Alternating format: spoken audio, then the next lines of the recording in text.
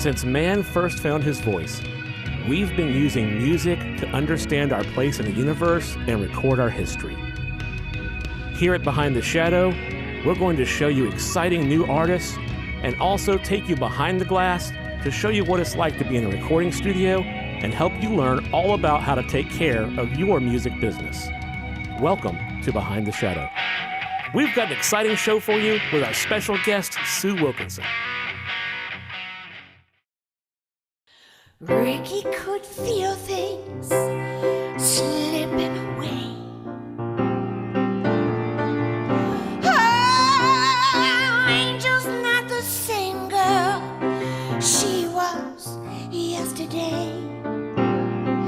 Didn't understand it.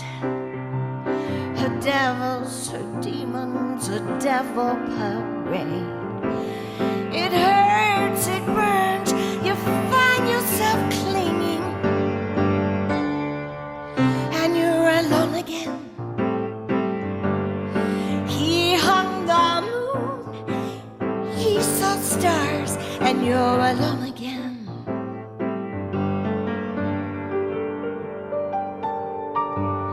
Angel looked pretty, painting her face.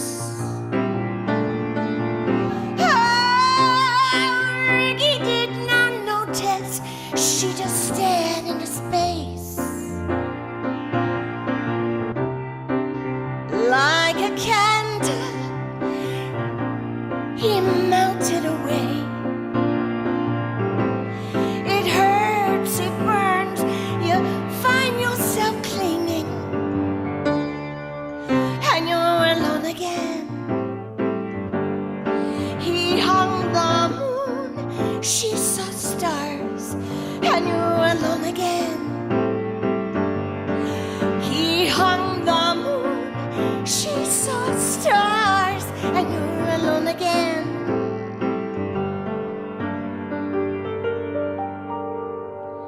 Bombs, she threw bombs in his face. Lies were blowing them away. Bombs, she threw bombs, she threw bombs, she threw bombs, blew them away.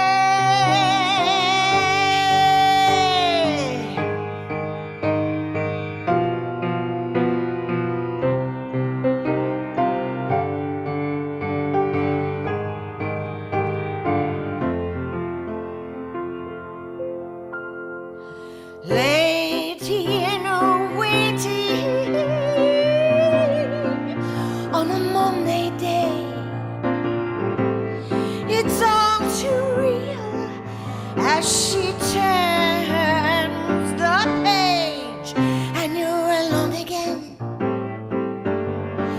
He hung the moon, she saw stars, and you're alone again. He hung the moon, she saw stars, and you're alone again. He hung the moon.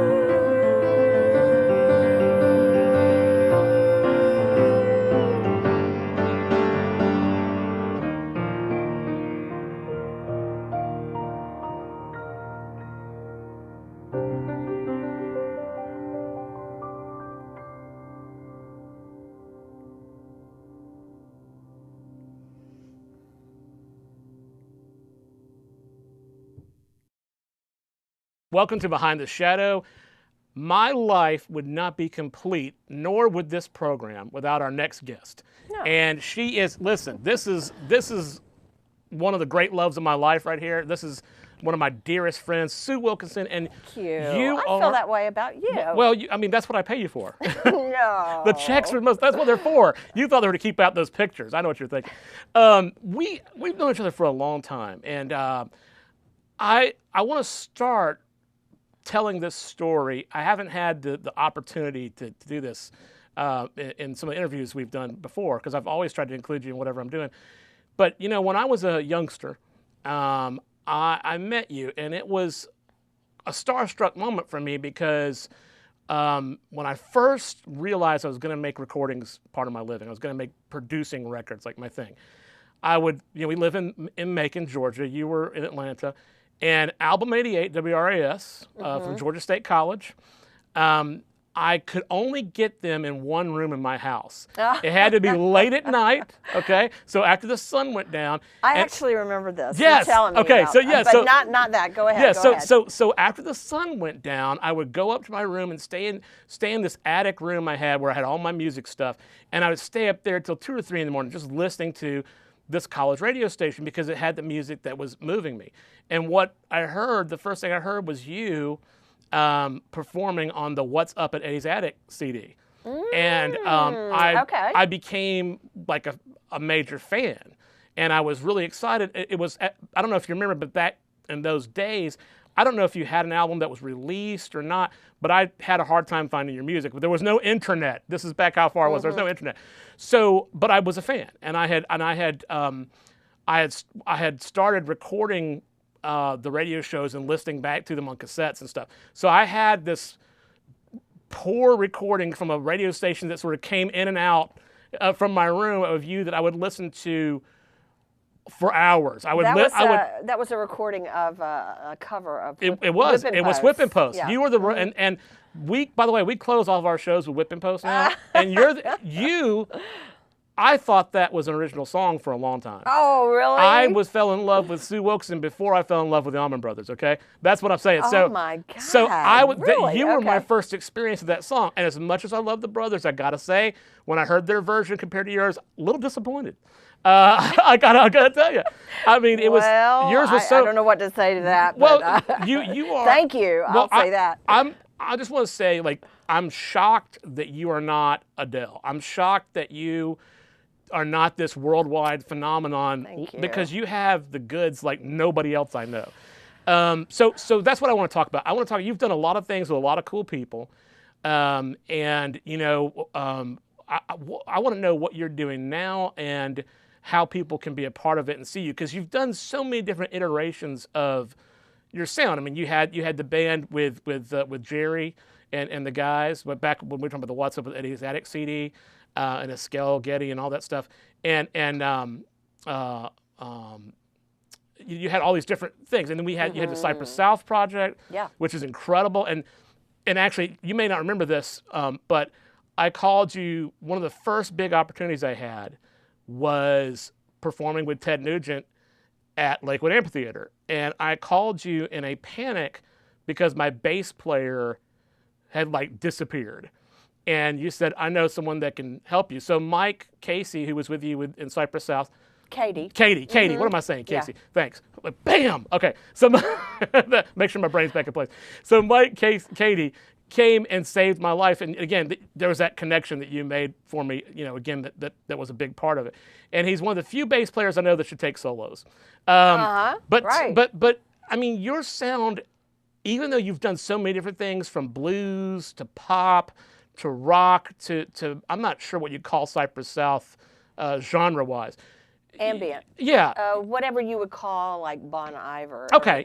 And of course you've also worked with Patrick O'Hearn. Yeah. Done some, so I mean, but the cool thing is, like, you're so flexible and able to do all these different sounds, and yet the core is always the same, which I find really amazing. You. Okay. So what are you doing now, and how can people connect with? Oh my gosh. I know you just came back from Germany. I don't know if that was for fun or for business, but it was for fun. Okay. But I was keeping my eyes out. And did you drink a lot of beer and eat sausage? No, I don't drink. Oh, you don't? No. Good. Well, I'll tell you, those are a lot of empty calories in beer. I'm just saying. I mean, I don't drink either for several good reasons, but one of them is I'm too fat already. Oh, stop. It's true. I'm still handsome. Yes. But I need to drop 100 pounds. You're definitely. Yeah. I mean, I actually in you some. got the goods. I actually think I probably look better naked than in clothes, but we'll leave that for another discussion. Really? That's like that's the converse of this is how it works. This is reality. This is the Stucky universe. I take off my clothes, look in the mirror, and go, my God, I'm handsome. And being blind, I can do that with total honesty. What time of day are you? It don't matter. Just whatever. Everything looks the same to the blind man, right? Whatever. It don't matter. Any time of day, I look great. But tell me about. I want to talk about like what you're doing now, and also, actually, let me before we get into that, let me preface that you're looking at a woman who loved music so much that she used to sneak out of her bedroom, Window. out of her bedroom window to go sing in bars at what, age 16? 16. 16. And how long was before your mom knew about that? Oh my God. You know, they found out through a friend of my dad's told them. Oh. And you can imagine, right? South Georgia Baptist. Because this is back in Savannah, right? You lived in Savannah at the No, time. I lived in Valdosta. Valdosta. I was doing jazz then. Well, That you was were. really wonderful. And were you doing like real, like straight ahead, like cocktail jazz? Okay. You know, so like, you know, Ella Fitzgerald, all the standards. That's what we were doing then. Yeah. And did they know that you were underage and all? Did they care? I don't think that was back when it. Did you have? Nobody even cared. Did you have a fake ID? Not at 16. No. That came later. Later, okay. But I mean, I know you wrote a song, and I don't know if you've ever performed this again, but I've had the pleasure of being in the room with you as you're crafting some of your material. And you wrote a song. There's I think the title's something like "There's a Big Black Woman in My Soul," right? Oh yeah. And that's so true. I mean, like you project, you know, this spirit. And I tell my students, if music's not a natural extension of your spirit, if it's not something you love so much that it hurts you to be away from it, maybe this is the wrong field for you. And I think you're like me in that we were chosen by music, not the other way around. We didn't choose music, but we were chosen by music to be this vessel. So I mean, when the songs that you're going to hear today, I mean, you're going to be amazed at the depth of expression, articulation that you can do. You got so many. You're building me up. So many different. Way too much. So many different sounds. I mean, you can go from just like Janis Joplin to like the sweetest, purest tone. I find it amazing. And by the way, you can do that too, Joe. Well, I mean, I'm basically emulating you, right? That's I mean, you're my template. So anyway, but tell me about what you're doing now and Okay, well, you caught me at an interesting time. Yeah, because you know, Mike and I did Cypress South, which is a duo using looping, and we did that.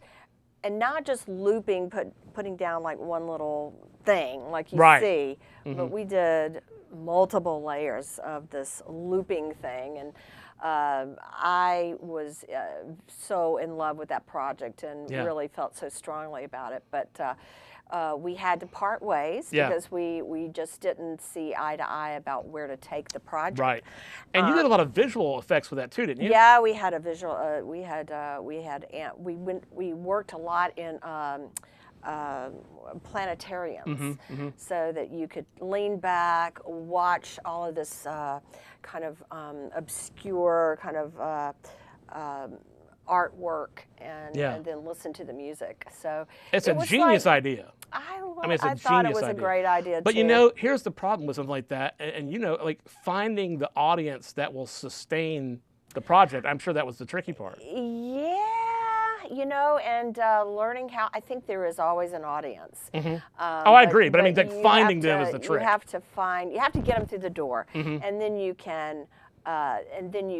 Enchant them, hopefully, and so that they come back. Yeah. But the problem is, finding where to find the audience. No, I know. I mean, I have marketing, and I am just have no idea how to. Well, you are like a true artist in the fact that you would much prefer to write and perform than deal with the other nonsense, and that's how we all feel. I mean, you know, I really love doing it, but I don't. You know, you have just so many hours in the day. That's true, and the business side is so annoying. It's I got in the music business to make music, and I spend 40% of my time doing paperwork. Yeah, and I am such a neurotic that I have developed this phobia of even making a phone call, and I say that just for other artists that maybe have the same problem. I mean, because it just got to the point where I could barely pick up the phone. Yeah. And you know, I don't care how good you are or how not good you are, or what you are. You know, you will get no's. I don't. Yeah. I mean, if you get enough no's, then you start believing people. Right. You know, so you can really have a lot inside and a lot to give, but people will tell you differently. Yeah. Because, you know, opinions are like, we know that old Yeah, thing, yeah, the old adage, yeah. Yeah, and everybody's got one. Everybody's got one. It's funny Right. it's funny you mentioned that because I just got a note from somebody the other day. It said, I think the song you wrote was amazing, but I hate the mix. And I said, well, that's cool. And the thing is, like, I have developed a very thick skin. I just don't really care. You're gonna like it. You're not gonna like it. I've done all I can do already. I've made the art, and if it speaks to you, I'm happy. If it doesn't, I get it. There are people I know now that are superstars that I don't care to listen to, and it's not that they're bad. It just doesn't speak to me. So that's the problem with being an artist and talking to people on the business side. If they don't get your vision, sometimes they don't even give you a chance to pitch your vision. I remember I wanted to be on this radio show so bad. I was a big fan of this radio show, and it's a radio show based in Boston. I was on tour in Boston, and I said I want to be on their show. And like, well, we love you and think you're great, but it doesn't make sense for our program. I said, well, what would make it make sense? I will find a way. And do you know that we did? Wow, that's a great approach. And that's I'm using that, baby. It's yours. So that's the thing. I mean, it's and I say this. I mean, it's a matter of just making people understand the vision. Once they get it. See, you are a consummate That's businessman. Yeah, you well, are amazing. I wish I had. Well, we're gonna talk after the show because I'll pick up the phone for you. I mean, I don't mind. Dude, I'll say Sue's. I mean, I will say Sue's the greatest thing any day of the week. I mean, you can count on it. So now you've got a multitude of records out there. I've got. I wish I had more, but I do have. Are they some. all available on iTunes, or where can people pick up your stuff? They're Amazon, iTunes, my website. Now you've got CD Baby. You've got Sue Wilkinson, right? Or Sue G. Wilkinson, I think some of the stuff is. Of course, there's Cypress. The Cypress South recording thing? So the Cypress South, I'm probably going to release a live record, but we never got that far. Cool. And I'm thinking about, and you'll love this because you're a fan. Yeah. I'm thinking about releasing a Big Sky, which was what you heard. Yeah, back that was then. the band, Big Jerry. Yeah. Jerry Peak, who is amazing. And also, wasn't Shannon? Shannon Pingalli. Yeah. Who is like my soulmate, my musical What a great soulmate. guitar player. Oh God, he's my so God. good. He's so good. So, man, you should. And I've been recording with him. Have you? Yeah, because he. This is how I find the gossip. This is how I get my gossip. I'm getting my gossip. You guys can just keep watching. I'm catching up also. Yeah. Well, one of my, and of course, I love the recording that we did. Oh God, what was the name of that song? Ladies of the South was the project I brought you on. Is that what you're talking about? We did. So what you see ain't what you get, or are you talking about big? Are you talking about? Oh, what you see is what we should talk about that. Yeah. For sure. What you see is what you get. But now is this? Let me finish this stuff with Jerry. Is that going to be a live album too, or is that stuff? Well, that will be some live material. I'm just going to slap it all on one CD, I think. Okay. And call it a day. But there was not a CD of that. Yeah, and that stuff should be preserved. Yeah, because Phil Ehart produced it. Oh, cool. Do you know Phil? Yeah, and I've heard Who 3 or 4 of the is tracks. the drummer from Kansas. Yeah. There's so many great players on that. Wow. I'm excited. This needs to get done now. Oh, yeah. Hurry up so I can hear it. Yes. But now, did you, at one point, you had a sort of a blues thing going on with Sulu. Did you ever put a record out under that moniker? That is, there is, but somebody said, put everything on there. Put some ambient stuff on it and put it. So it's not completely blues, but there's some good, really fun kind of southern rock / rhythm and blues type of stuff on there that was produced by Clark Vreeland. Oh yes, Clark, of course. Who produced the Subdudes. Yeah. And I had the honor of playing in your band when he was in the band. Yeah, that's right. Yeah, you forgot, didn't you? That's I'm hurt. Actually, you blew us all away. Oh my God. Do you know 2 of the greatest experiences I've had in my career happened during that time? The first one was a guy walked up to me out of the audience. We were playing a little bar in Decatur. And a guy walked up and out said, "Get rid of all those people." Yeah, no. He didn't. He didn't. But he came up and I said, wouldn't doubt it. He said to me, "Hey man, where are all your pedals and compressors and stuff?" I was like, "I don't have anything." He's like, "So you're saying that's just your amp and the guitar?" Yeah. I remember. And he was like, "Wow, this is incredible." Yeah. And I was like, that made my year. Oh, the gig that we did in I think, was it called Decatur. Sweet Melissa's Yeah, or something? Sweet Yeah, Melissa's. And I Do you have a recording of that? I would love. I have no idea. I wonder. might have. I might have it, and if I do, I'll send it to you. My other favorite story that I want to get on record, and I'm excited to see your reaction to this, is you called me. We were doing that song, Gladys Knight song, "You Need Love Like I Do, Don't You?" You remember that song? You need to look. I don't. I can't. Anyway, we're doing. I love Gladys. So it was. I think that's what it's called, but that was the That's chorus. She's hard. You need to love like I do, don't you? Was the chorus anyway. Yeah, I don't know if that was the title. Anyway, we were fooling around with it in rehearsal, and you kept saying, "Well, maybe try doing some of this guitar. Try doing this guitar." Next day, I got a voicemail, and again, this is before the internet, kids. So I got a voicemail from Sue going, I just listened back to the rehearsal tape and just keep playing what you're playing and forget everything I told you. Right. And I was like, right. Yay! I felt like a real musician. I was like, wow. Yep. Sue said I done good. Yeah. So the other thing we'll chat about briefly. I know we're starting to kind of run long, but the other thing I want to talk about briefly is I did bring you on a project for a project called Ladies of the South, and we did a song called What You See Ain't What You Get. It was written by myself, Charlie Hoskins from the band The Popes. It had Will Morrison from the Modern English, Paul McGinnis, who was with the Pogues, and we wrote it, and we needed a female to sing it, and I was like, there's no one in the world that can sing this song except Sue, and so I brought you to do that, and that is available too. I mean, and I think it'd been a little while since you had done something that gritty, like when you'd done something. Oh yes. I mean, this was very intense. Yeah. Janis Joplin-esque, stuff. But it was like you'd just been doing it for a million years. I mean, the take happened really fast, and it just, you had that same power that you had. Thank you. Of course, I listened ago. to it and said, "Oh God, I could have done so much better." But well, we all have that but we demon. we had to do we it. all have that demon on our shoulder. You know what I mean? Yeah. But honestly, like only you think that. You know what I mean? Like only you're the only one that thinks. Like everybody else is like, what is just happening? I have gotten so much great feedback from that song, Joey. Well, it's too bad we can't. It needs to be a #1 seller. Yeah, we need. I'm to thinking push about that out maybe there. getting a billboard with just a picture, with just a picture of of you and the CD in your hand placed provocatively somehow, and just saying buy this record.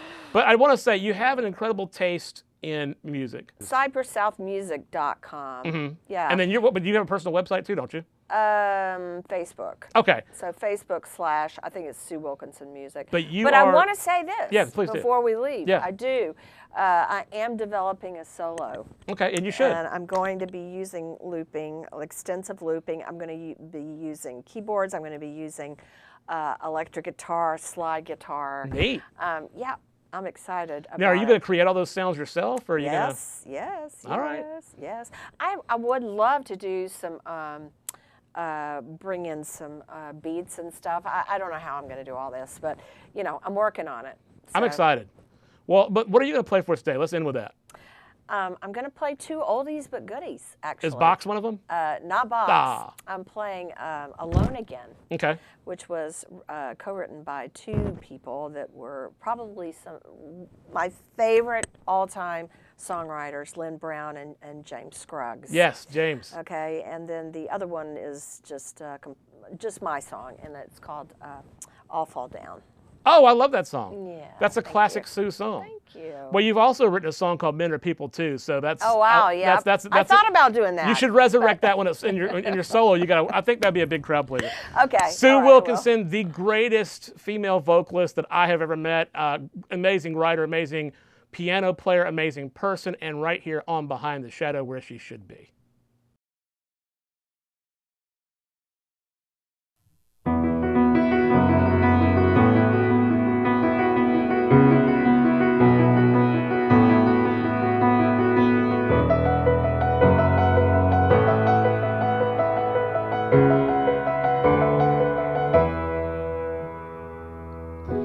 Here we go again, where we've already been, and it's always the same. You're the one to blame. You take your heart and you run. Then you crash and you burn.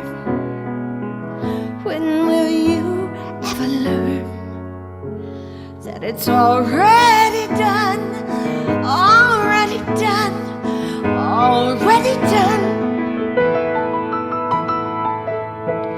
And we all fall down like the wind and the rain and the stars. And we all fall down, all fall down,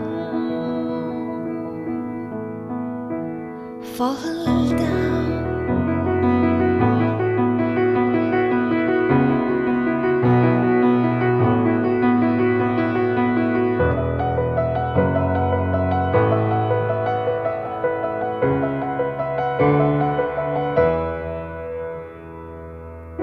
Oh, what the world sees,